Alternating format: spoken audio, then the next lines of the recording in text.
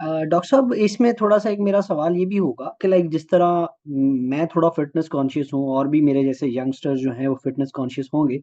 तो like for example अगर हम जिस जी, तरह जी। पेट की एक्सरसाइज़ेज़ भी लोग करते हैं, थोड़ा कॉन्शियस भी रहते हैं कि यार पेट ना नज़र आए या मैं इसको बिल्कुल फ्लैट रखूँ और इस तरह। तो अगर हम जिस तरह खाने की रूटीन में अक्सर मैदा वाली रोटी भी यूज़ करते हैं, इससे भी पेट में थोड़ा-सा ये असर आता है कि आपका पेट थोड़ा कह लें कि बेली फैट थोड़ा नज़र आना शुरू हो जाता है।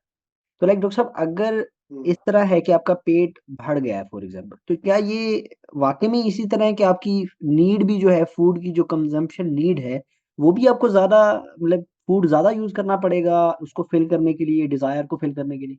एग्ज़ैक्टली जब आप उसमें एक तो ये कि स्टमक की कैपेसिटी बढ़ गई, स्टमक ज़रा बड़ा हो गया। जी। एक तो ये फैक्टर है और ये इतना ज़्यादा फैक्टर नहीं है, इतना इम्पोर्टेंट फैक्टर नहीं है, अच्छा, अच्छा, जितना ये है ठीक कि है। आपके जिस्म में फैट बन गई, जी, जी, जी। थोड़ा-सा जिस्म बढ़ गया। अब जी, उसकी जी। रिक्वायरमेंट भी बढ़ेगी, अगर फ़र्ज़ करें कि पहले उसको ऑक्सीजन चाहिए थी 6 लीटर, हाँ जी। अब उसमें थोड़ा-सा जिस्म बढ़ गया है, उसका जो है वो एरिया बढ़ गया है, तो उसको 6 लीटर की बजाय फ़र्ज़ करें अब 8 लीटर ऑक्सीजन चाहिए। हाँ जी। तो उसके लिए फिर उसको ज़्यादा वो चीज़ें खानी पड़ेंगी, उसके लिए उसकी हीमोग्लोबिन ज़्यादा चाहिए, वो जी। सारा उसको जो है वो बंदोबस्त करना पड़ेगा। अब जिस्म बढ़ गया है तो उसकी रिक्वायरमेंट भी बढ़ेंगी। जी, जी, जी। तो इसीलिए वो फ़िटनेस वाले जो हैं वो उसमें ज़रा खाना भी कम रखते हैं और एक्सरसाइज़ भी पूरी करते हैं। हाँ जी, हाँ जी, तो हाँ जी। तब फ़िटनेस आती है। दोनों में से एक चीज़ भी अगर आप एक्सरसाइज़ बड़ी करें और साथ खाना ना छोड़ें, हाँ तो जी। खाना फिर वो तो पूरा नहीं हो सकता। जी, जी, जी, बिल्कुल ऐसे ही है। तो फिर वज़न बढ़ेगा अगर एक्सरसाइज़ पूरी करते हैं और फ़िटनेस के लिए खाना भी उसी तरह हिसाब से कम खाते हैं या सिलेक्टेड चीज़ें खाते हैं या जिसको हम कहते हैं बैलेंस डाइट। हाँ जी, हाँ जी। बैलेंस डाइट जब खाएँगे तो वो आपके लिए अच्छी होगी जब फ़िटनेस अगर चाहिए तो। जी सर। अगर आप बैलेंस डाइट नहीं खाते, जी, जी। तो बस ये अनप्रोवोक्ड होती है वो मतलब ये कि फिर बंदा खाता जाता है और उसको लगता है कि अभी कुछ नहीं खाया। ये थोड़ा-सा साइकोलॉजिकल भी है। फिर कुछ हमारे जो है वो सोशल भी हैं, तो सोशल में यही है कि हम जब जाते हैं किसी शादी पे या किसी और जगह पे तो हम कहते हैं कि जी बहुत ज़्यादा वही खाना खा लेते हैं या टेस्टी ज़्यादा होता है या आदमी जो है वो थोड़ा-सा भूख रख के जाता है, जी, जी। तो वो खाना फिर ज़्यादा खाया जाता है। हाँ तो जी।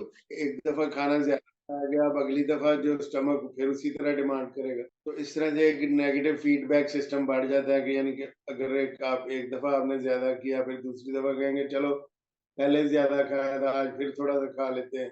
फिर तीसरी दफ़ा भी ये कहेंगे और इस तरह जो है वो बढ़ता जाता है हाँ जी। और आदमी को पता भी नहीं चलता और वो वज़न बढ़ना शुरू हो जाता है। अब ठीक है। ये जो खाना आप खाया था उसको उसको बर्न भी करना है, उसकी कैलोरीज़ जो अगर ज़्यादा आप आ गई हैं तो उसको बर्न भी करना है।